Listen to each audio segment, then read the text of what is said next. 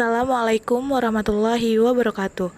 Kami dari kelompok 9 akan mempresentasikan hasil kerja kelompok kami yang berjudul Metode Pengumpulan Data Melalui Pengamatan atau Observasi. Berikut materi yang pertama, ada metode observasi dalam psikologi klinis. Metode observasi tidak digunakan dalam psikologi klinis saja, melainkan digunakan dalam ilmu-ilmu eksakta. Ada metode observasi yang sangat teliti dan ada pula yang global. Seleksi variabel khusus dari data observasi potensial dalam tingkah laku manusia bergantung pada apa yang hendak dicapai dalam observasi. Pengendalian atau kontrol pada observasi dapat diterapkan pada metode observasi itu sendiri, pada data yang diperoleh misalnya dengan menggunakan skala pengukuran pada subjek yang diobservasi misalnya pada metode eksperimental.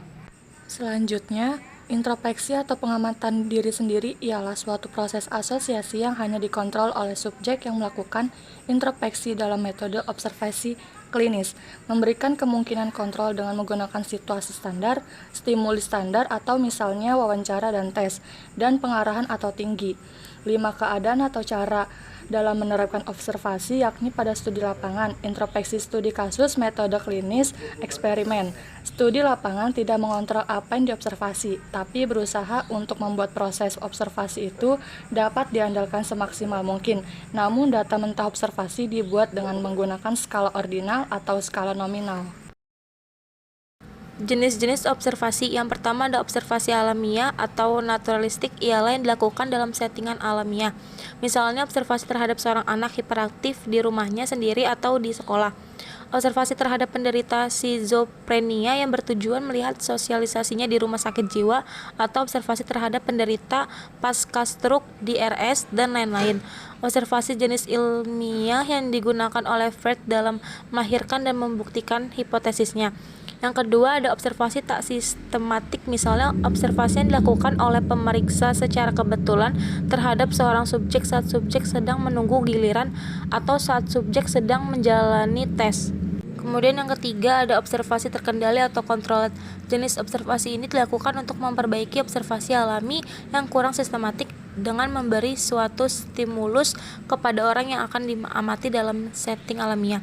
Untuk mengetahui sejauh mana stimulus itu berpengaruh dalam berperilaku, misalnya dalam suatu wisma untuk orang lanjut usia atau lansia diberi stimulus musik gembira selama beberapa waktu dalam satu hari.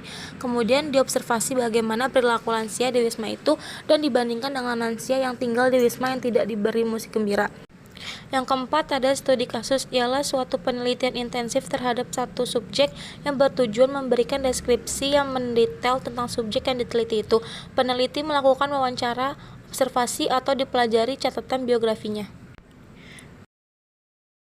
Metode penelitian epidemiologis. Metode ini mempelajari kejadian atau insidens, prevalensi, dan distribusi penyakit atau gangguan dalam suatu populasi. Metode ini biasa dilakukan dalam bidang kedokteran untuk mengetahui penyebaran penyakit menular dan penyakit-penyakit yang terkait dengan kondisi daerah tertentu di Indonesia.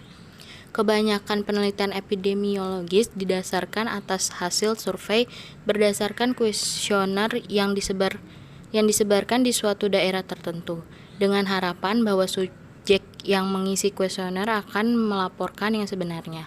Namun, dalam penelitian dengan kuesioner semacam ini kadangkala terjadi bahwa subjek tidak menyatakan yang sebenarnya dan menjawab seperti yang dikehendaki oleh peneliti sesuai dengan social desirability.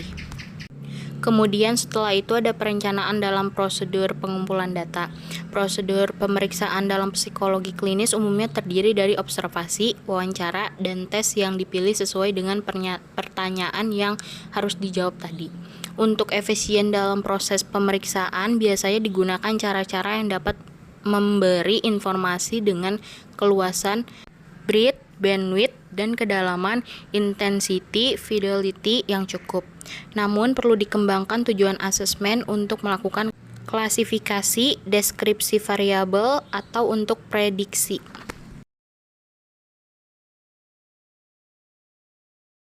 Pengumpulan data melalui pengamatan observasi. Hasil observasi merupakan sumber informasi yang penting untuk asesmen. Keuntungan observasi ialah dapat melihat langsung terhadap apa yang dilakukan subjek yang menjadi sasaran asesmen. Dalam hal ini, lebih baik daripada hasil wawancara yang dapat direkayasa oleh subjek yang diwawancara. Situasi untuk mengobservasi dapat dipilih yang paling tepat, misalnya untuk mengobservasi agresivitas anak yang lebih baik dilakukan di lingkungan sekolah. Kemudian, observasi dapat diarahkan secara lebih spesifik untuk tujuan kuantifikasi. Di samping hal itu, observasi memiliki kelemahan di mana terdapat pengaruh bias dari observer. Pengolahan data dan bentuk hipotesis. Dalam pengolahan data, jika data terkumpul, pemeriksa dapat memberikan makna atau menginterpretasikan sesuai dengan tujuan mencakup klasifikasi, deskripsi, dan prediksi, serta orientasi teoriknya. Kemudian, data mentah dari observasi diubah menjadi kesimpulan yang meliputi hipotesis, image, dan hubungan-hubungan yang dapat dibedakan dalam tingkatan abstraksinya. Kemudian, dapat sangat abstrak atau lebih konkret dalam orientasi teoritik, mencakup psikoanalitik, behavioristik, dan lain-lain, serta dalam kaitannya dengan tujuan asesmen. Selanjutnya, hasil dari observasi dapat digunakan sebagai sampel tingkah laku, sebagai korelat penyerta tingkah laku, atau sebagai tanda dari adanya hal yang melandasi tingkah laku itu. Dengan adanya tingkat abstraksi, yang paling tinggi adalah yang paling terakhir. Contoh kasus, seorang pria 63 tahun mengecek sendiri tekanan darahnya secara periodik di tempat tunggu praktek dokter. Bila disimpulkan bahwa ia pasti kaya karena bisa beli alat seperti itu, ia khawatir tentang tekanan darahnya yang naik dan turun. Maka kesimpulan itu didasarkan atas perilaku sebagai sampel.